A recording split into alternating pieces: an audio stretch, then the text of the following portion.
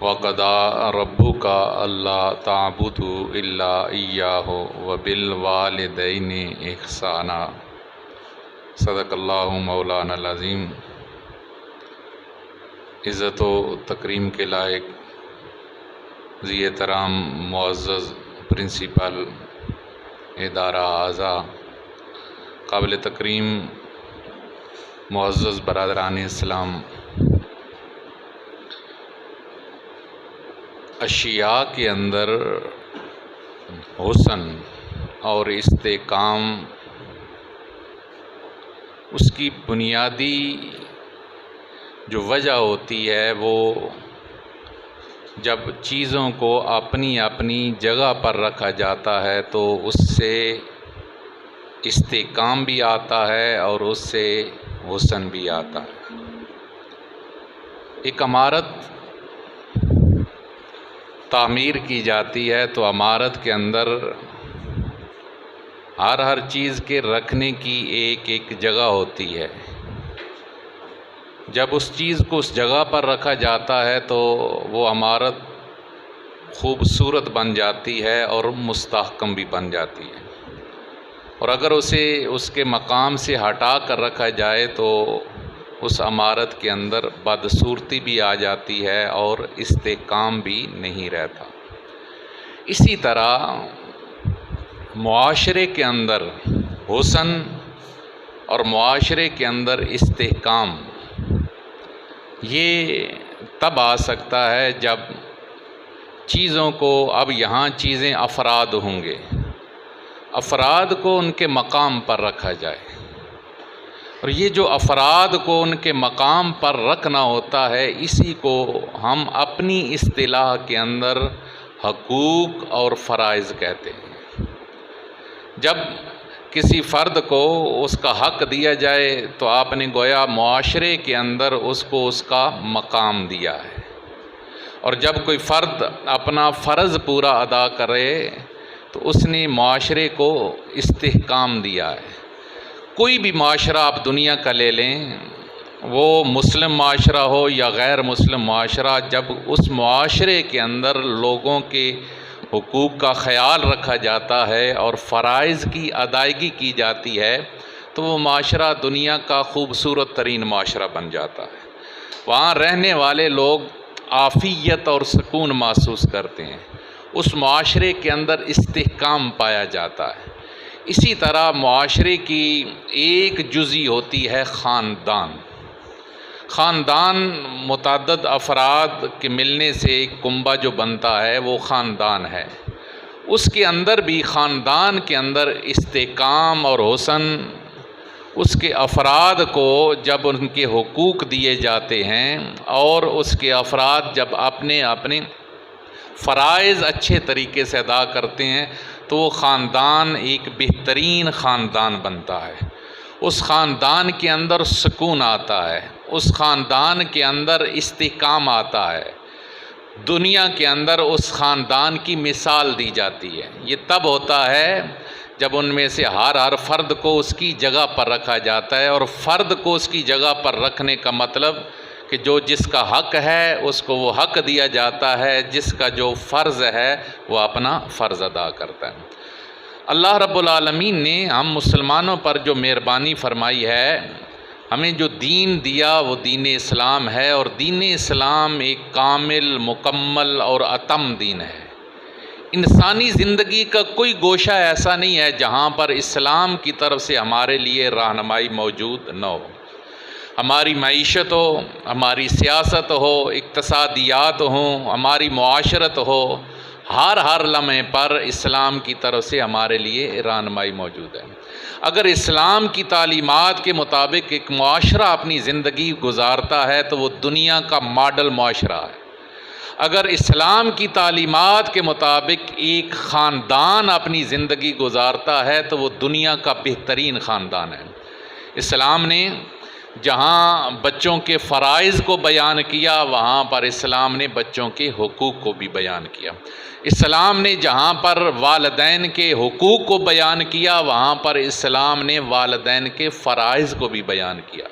اگر شوہر کا حق بیان کیا گیا ہے تو شوہر کی ڈیوٹیاں بھی اور فرائض بھی بیان کیے گئے. اگر بیوی کا حق بیان کیا گیا ہے تو ساتھ ہی ساتھ بیوی کے فرائض بھی. اگر ہم اسلام کی تعلیمات کے مطابق سب کے حقوق و فرائض کا خیال رکھیں تو وہ ایک خاندان بہترین خاندان، پرسکون خاندان بن سکتا ہے. آج ہماری جو گفتگو کا موضوع وہ باپ ہے. باپ خاندان کی اس کنبے کی ایک بنیادی اور اہم ترین اکائی ہے.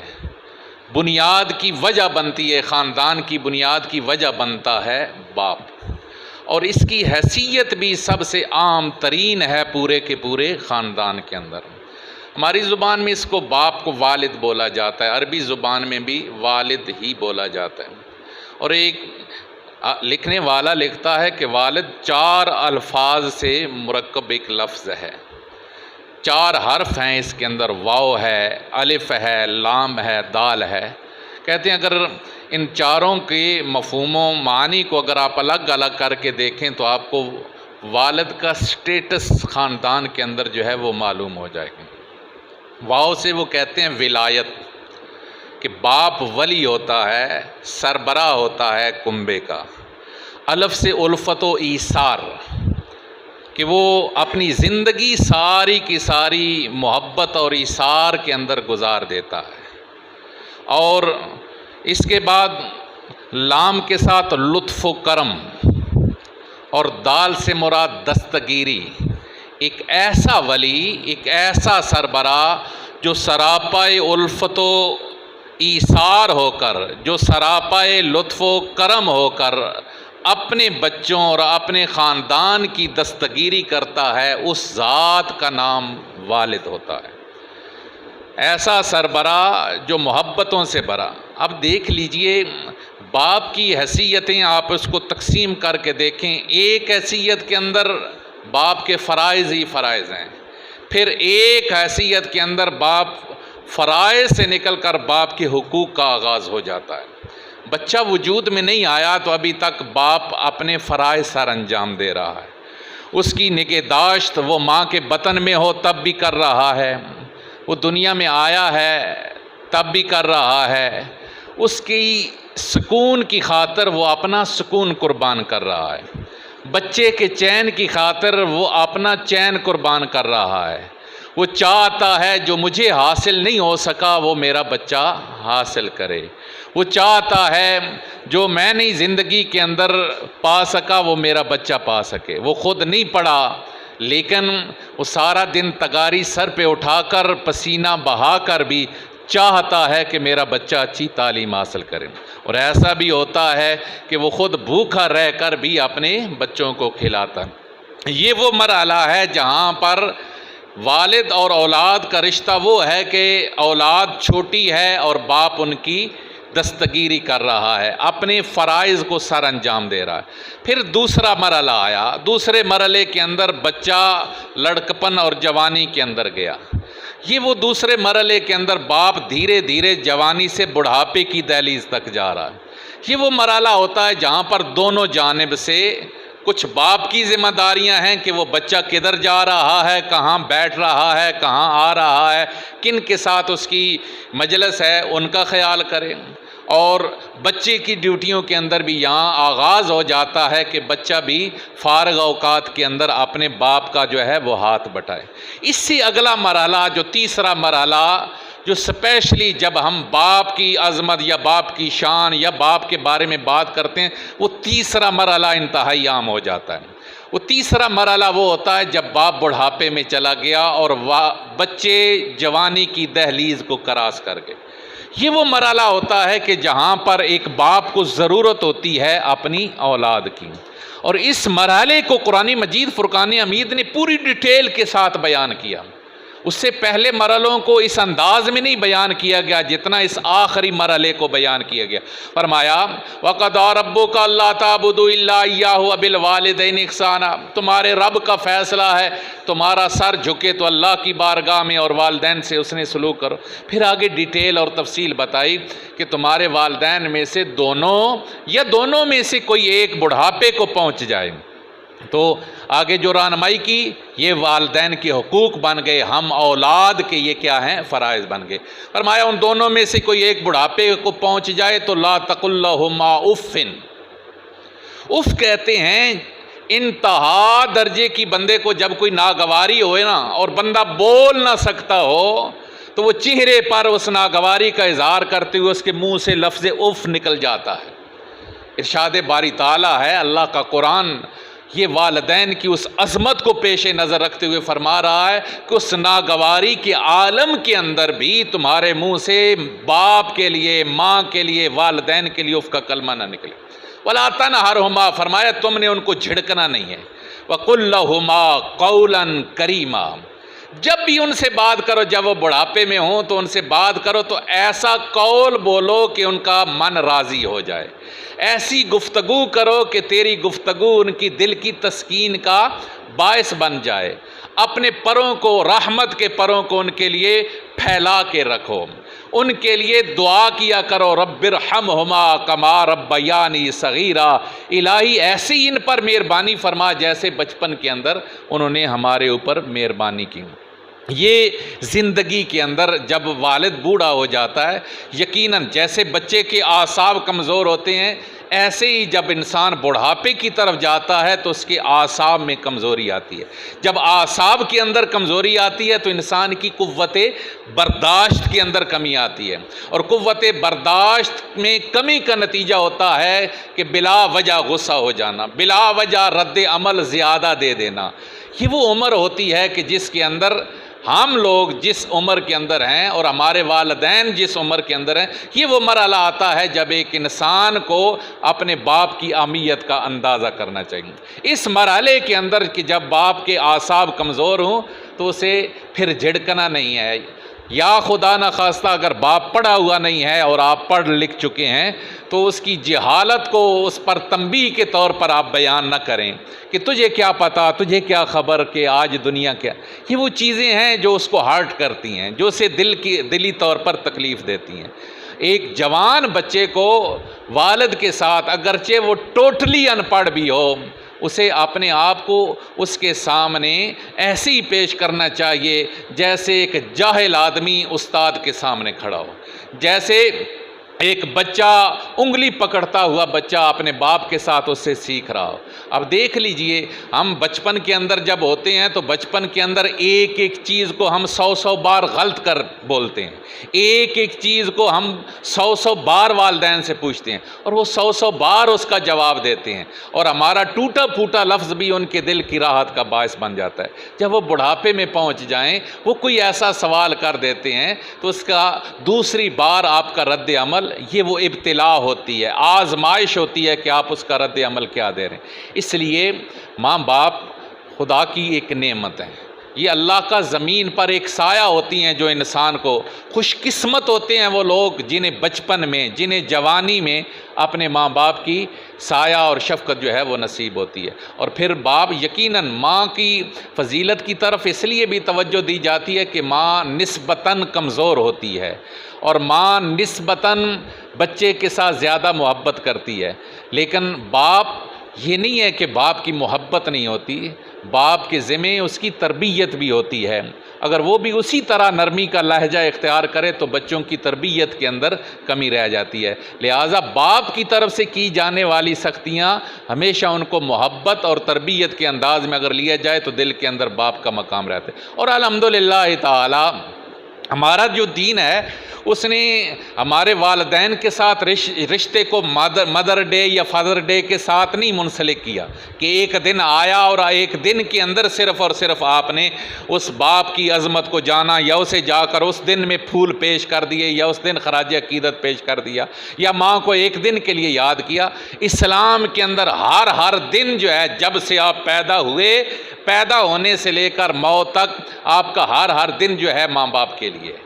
حدیث مبارکہ کے اندر وہ فضائل بیان کیے گئے ہیں کہ اگر آپ محبت کی ایک نظر، اس لفظ کے اندر آپ جتنا ڈوبتے چلے جائیں گے نا تو آپ کو احساس ہوگا کہ اسلام باپ کی ماں کی عظمت کو اور ان کی معاشرے کے اندر اہمیت کو کیسے اجاگر کر فرمایا جس نے محبت کی ایک نظر سے ماں باپ کو دیکھا اللہ اسے مقبول حج کا ثواب عطا فرمائے گا۔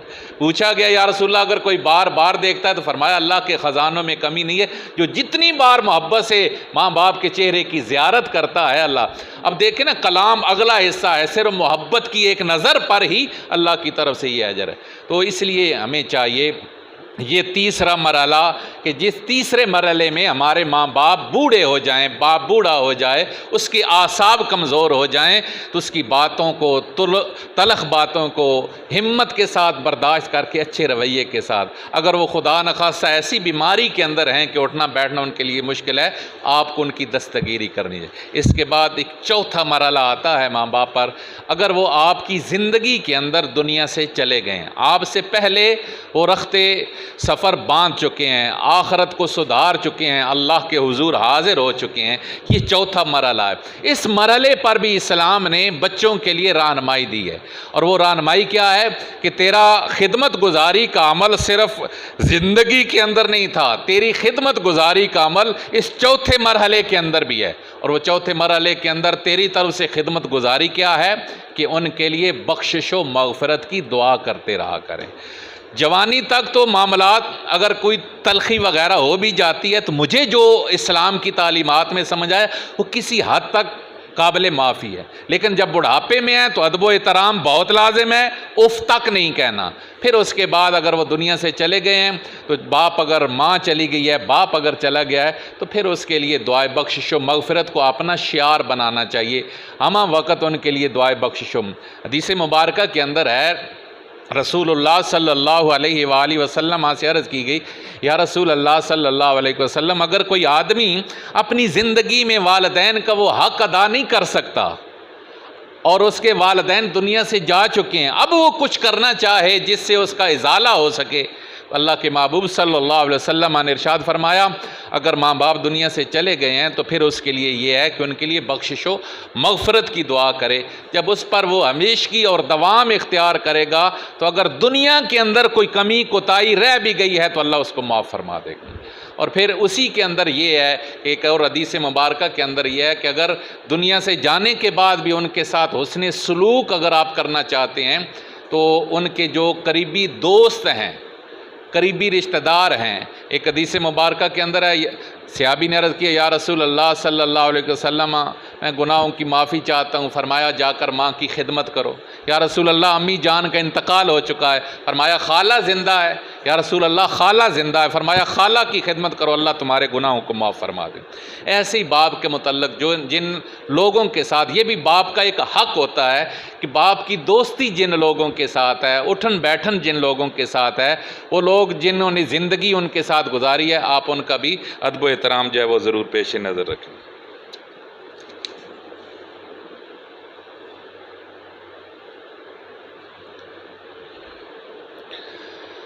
یہ باتیں آپ ساری سنتے رہتے ہیں، جب یہ ایک چیز یا ایک دن منایا جاتا ہے تو اس دن کے منائے جانے کے مقصد کے اندر ہوتی ہے کہ ان چیزوں کو دوبارہ دہرایا جائے۔ اگر ہم کسی مرحلے پر کچھ غلطیاں کر رہے ہیں تو اس سے، کیونکہ اللہ کا قرآن کہتا ہے فذکر، نصیحت فرمائیں، کیونکہ نصیحت جو ہے وہ مومن کو فائدہ دیتی ہے۔ دوسرا یہ رکا آیا ہے کہ ہمارا ورکر ڈے بھی ہے تو اس حوالے سے تو یقیناً آپ اگر یہ بات سمجھیں کہ ہمارا ایک معاشرے کے اندر، جیسے میں نے شروع کے اندر میں اسی کے ساتھ اگر ربط کرتے ہوئے آگے چلوں تو ایک معاشرے کا حسن ہر بندے کے حقوق و فرائض کے اندر ہے، اور جو حقوق و فرائض ہیں جو بندہ اس کو ٹھیک طریقے سے سر انجام دے رہا ہے اس کا سوال ہی پیدا نہیں ہوتا کہ اس کے رزق کے اندر کہیں سے خرابی آئے۔ رزق کے اندر آپ چاہتے ہیں نا رزق حلال، اور ہم نے سمجھ یہ صرف اور صرف یہ رکھا ہے کہ رزق کی حرمت یہ ہے کہ ایک آدمی دفتر میں بیٹھا ہوا رشوت لے رہا ہے۔ ہم نے رزق کی حرمت کو یہ سمجھ رکھا ہے کہ کوئی چوری کر لیتا ہے، کوئی ڈکیتی کر لیتا ہے، یا کسی کا ناحق جو ہے وہ اس کا حق جو ہے ناحق طریقے سے چھین لیتا ہے، تو یہ صرف اور صرف جو ہے وہ، حالانکہ اسلام کے اندر یہ مفہوم بڑا وسیع ہے۔ آپ اگر اپنی ڈیوٹی، ایک ورکر اگر آپ اپنی ڈیوٹی ٹھیک طریقے سے سر انجام نہیں دیتا تو وہ بھی سمجھ لے کہ اس کا مال حلال نہیں۔ ایک ٹیچر، اس کے پاس 5 مضمون ہیں، وہ 3 مضمون نہیں پڑھاتا، بس پرنسپل کے ساتھ اس کی اچھی سیٹنگ ہے، اسے نہیں پرواہ کہ پرنسپل اس سے پوچھتا ہے نہیں پوچھتا۔ اگر وہ اپنے اسباق کو صرف اس تعلق کی بنیاد پر بلا وجہ اس کو مس کر دیتا ہے تو وہ بھی رزق کے اندر اپنے کے اندر خرابی کر رہا ہے۔ اسی طریقے سے ایک استاد جب پڑھانے کی طرف جا رہا ہے، اس کی ڈیوٹی کے اندر یہ چیز شامل ہے کہ وہ اپنا بچوں کو سبق پوری تیاری کے ساتھ پڑھائے۔ اگر وہ بچوں کو سبق پوری تیاری کے ساتھ نہیں پڑھاتا، ٹال مٹول سے کام لیتا ہے، بس ٹائم پاس کرتا ہے، وہ بھی اپنے رزق کو پورے طریقے سے حلال نہیں کر رہا۔ اسی طریقے سے معاشرے کے اندر جو افراد کام کر رہے ہوتے ہیں، وہ کام بھی وہاں پر جو ڈیوٹی آپ سر انجام دے رہے ہوتے ہیں، اس میں بھی چونکہ مجھے رزق کی حلال ہونے کے متعلق احادیث مبارکہ اور قرآن کے اندر بہت زیادہ اہمیت بیان کی گئی ہے۔ آپ کی دعاؤں کی قبولیت کا ہی انحصار سب سے زیادہ رزق حلال پر ہے۔ لقمہ حرام جس بدن کے اندر چلا جاتا ہے، حدیث مبارکہ میں 40 دن تک اس کی کوئی دعا اللہ کی بارگاہ میں قبول نہیں ہوتی۔ تو پھر اگر ہم اپنی اپنی ڈیوٹیاں ٹھیک طریقے سے سر انجام دیں، ایک دوسرے کے ساتھ بامی مروت و اخوت کے ساتھ چلتے ہوئے اپنے فرائض جب ہم سر انجام دیں گے تو یقیناً عزت میں بھی اضافہ ہوگا، معاشرے کے اندر بھی استحکام ہوگا، معاشرے کے اندر سے بے سکونی اور بے ترتیبی بھی ختم ہوگی۔ اللہ ہم سب کو عمل کی توفیق عطا فرمائے۔